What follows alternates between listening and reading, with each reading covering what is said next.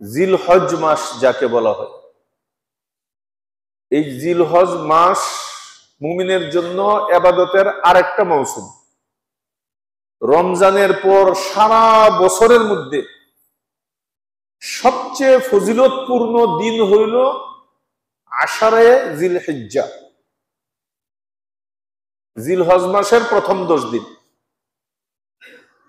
এর তুলনা অন্য কোনো দিন, অন্য কোনো সময় পুরা বছরের মধ্যে তার সাথে মোকাবেলা করার মতো আর কোন সময় আল্লাহ তাআলা রাখেননি। দেখেন আল্লাহ রাসূল সাল্লাল্লাহু আলাইহি ওয়াসাল্লাম হাদিস শরীফে একথা কিভাবে উল্লেখ করেছেন যে, শুনো, মা মিন আইয়ামিন আল আমালুস সালিহু ফীহিন্না আহাব্বু ইলাল্লাহ মিন আশরি জিলহিজ্জা। সুবহানাল্লাহ, কত বড় দামি কথা। নবীজি কি বলেন, অর্থ কি?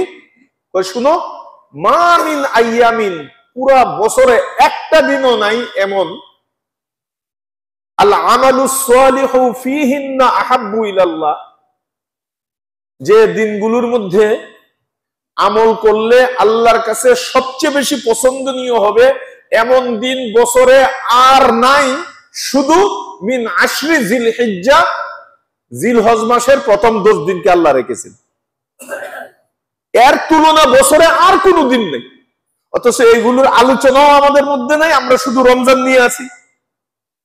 আল্লাহ তাআলা যে আরো অফার দিয়ে রাখছেন, রমজান ছাড়াও যে আমাদের পুরা বছরের মধ্যে শ্রেষ্ঠ আরো দিন যে আমাদের হাতে আছে, এই আলোচনাটা খুব কম।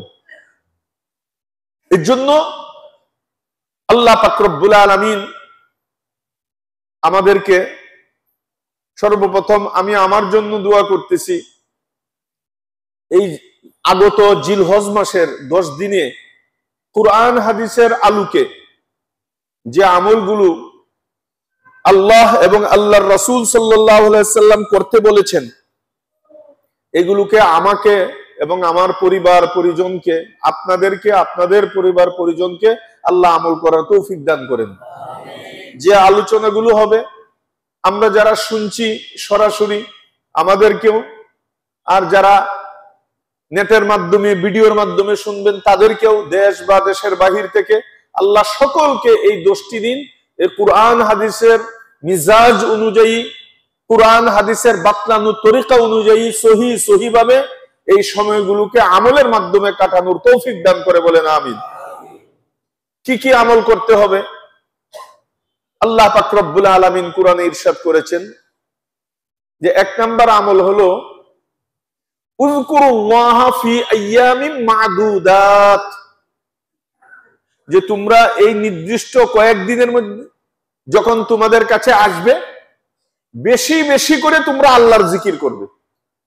এই দিনগুলোর মধ্যে কি করতে হবে? বেশি বেশি বলেন, সবাই বলেন, কি করতে হবে? আল্লাহর জিকির করতে হবে। আল্লাহর জিকিরের অনেক সুযোগ আছে। শুধু ওইটাই নাই যে আপনি 1000 দানার তসবিহ নিয়ে 24 ঘন্টা মসজিদের কোনায় বসে থাকবেন। না, জিকিরের অনেক অপশন আছে, সুযোগ করে দিয়েছে। আপনি আপনার যা কাজ সবগুলো করতে পারবেন, আবার জিকিরও করতে পারবেন। এরা সুরত, এর তরিকা কুরআন হাদিসে আছে। কিভাবে? আপনি পুরো 24 ঘন্টা সুন্নত অনুযায়ী চলেন। একদম আপনি ঘুম থেকে উঠবেন, আপনি দোয়া করেন, দোয়া একটা জিকির। কথা বলেন না কেন? ঘুম থেকে উঠার দোয়া আছে না নাই বলেন? এরপরে আপনি ইস্তেঞ্জা করবেন, বাথরুমে যাওয়ার আগে দোয়াটা পড়েন, আরেক জিকির। বাথরুম থেকে বের হওয়ার সময় দোয়া আছে না নাই?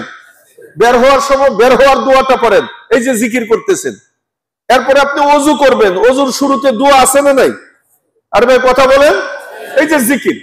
এবং আপনি ওযুর একদম হাতের কবজি থেকে নিয়ে পা পর্যন্ত পুরো সুন্নত অনুযায়ী ওযু করাকালীন অবস্থায় প্রত্যেকটি অঙ্গ ধৌত করার সময় আলাদা আলাদা জিকির আছে না নাই?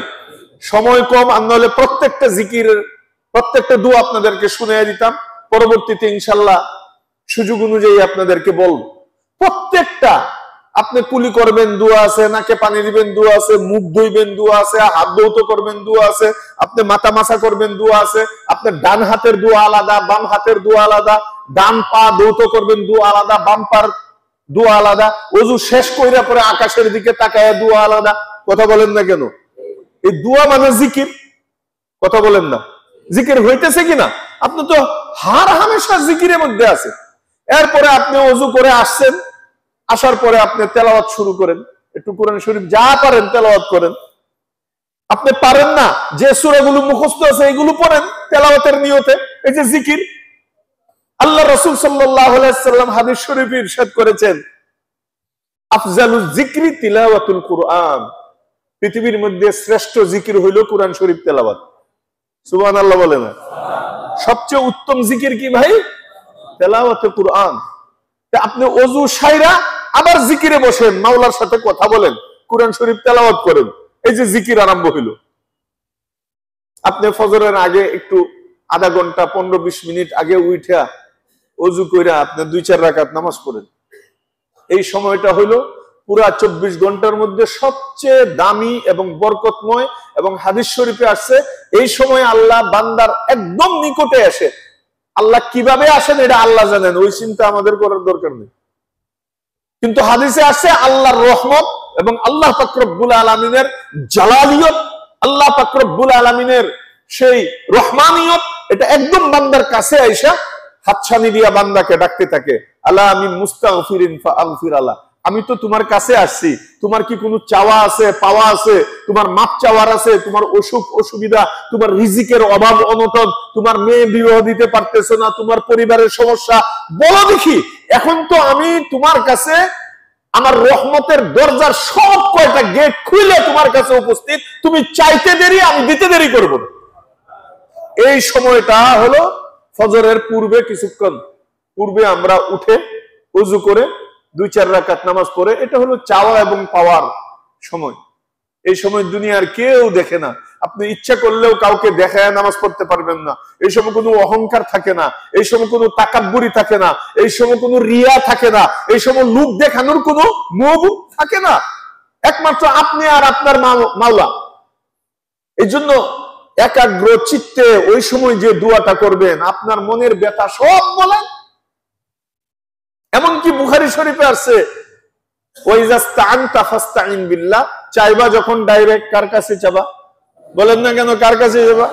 বুখারী শরীফে আছে, তোমার জুতার পিতাও যদি ছিঁড়ে যায়, জুতার পিতা 1 টাকা 2 টাকা করে বিক্রি করতো, এইটাও তুমি আল্লাহর কাছে চাও, আল্লাহ পিতাটা ছিঁড়ে গেছে, আপনি ব্যবস্থা করে দেন। আল্লাহু আকবার।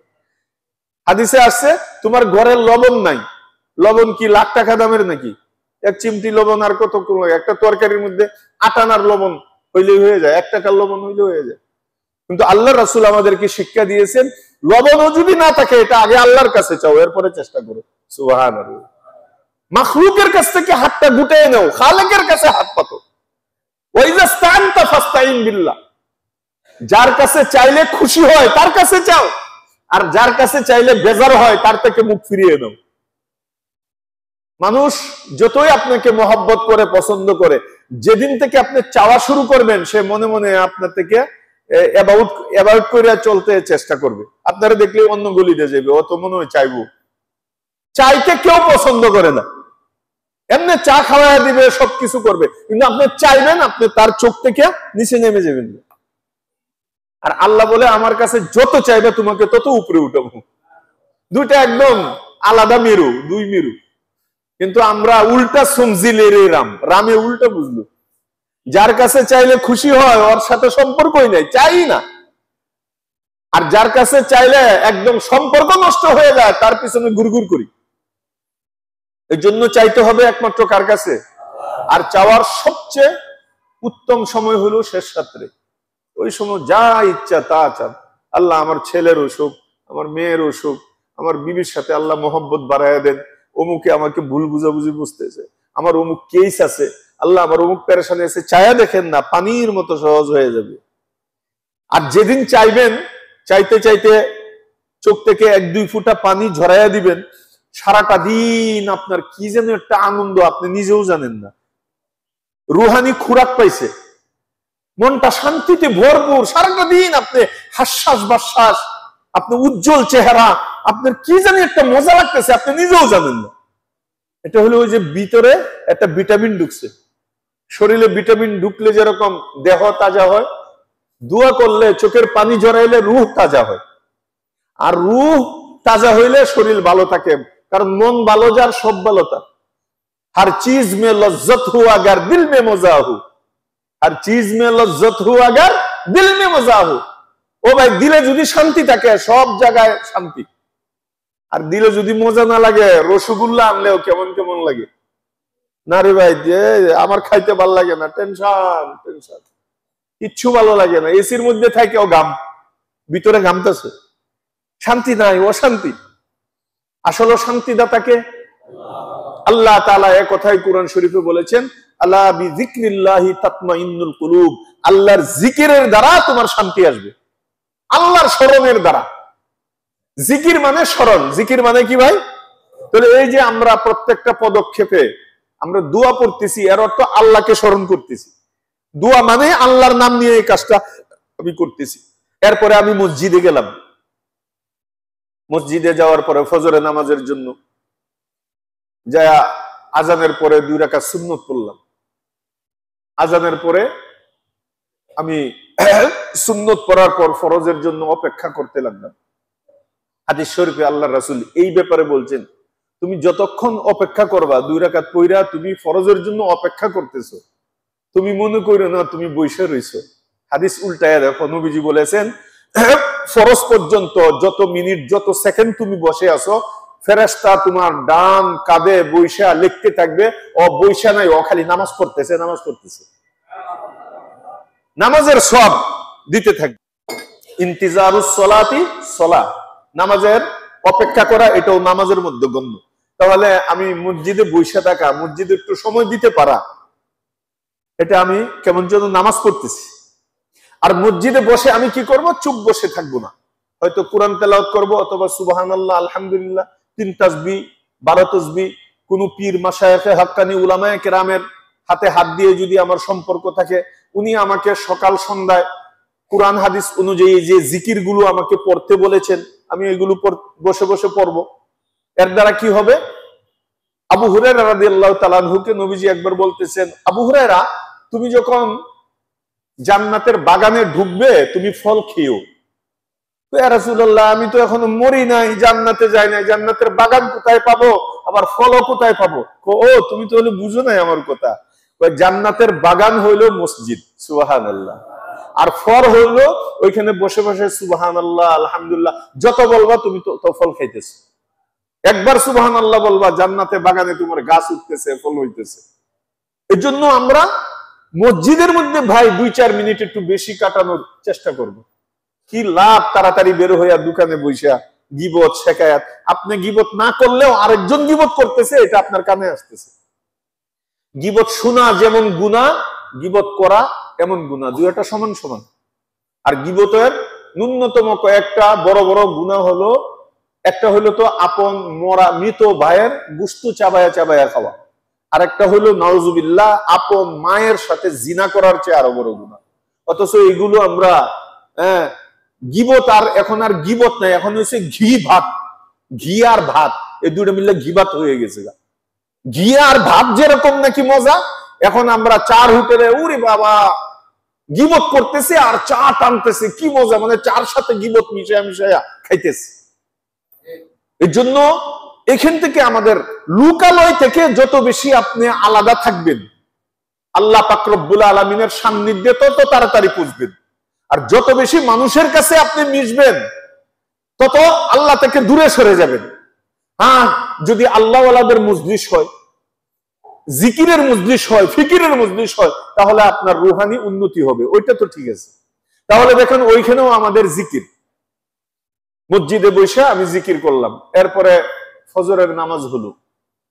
আমি আমাদের লাইফ স্টাইল ইসলামী রুলস অনুযায়ী কি হবে, কিভাবে হবে, এটা আমি বলতেছি। বিশেষ করে এই 10টা দিন আমরা কিভাবে চলবো, আর এই 10 দিন যখন আমরা এই রুলস অনুযায়ী চলবো, আল্লাহ তাআলা পুরা বছর, সারা বছর এভাবে চলার তৌফিক দান করে দিবেন।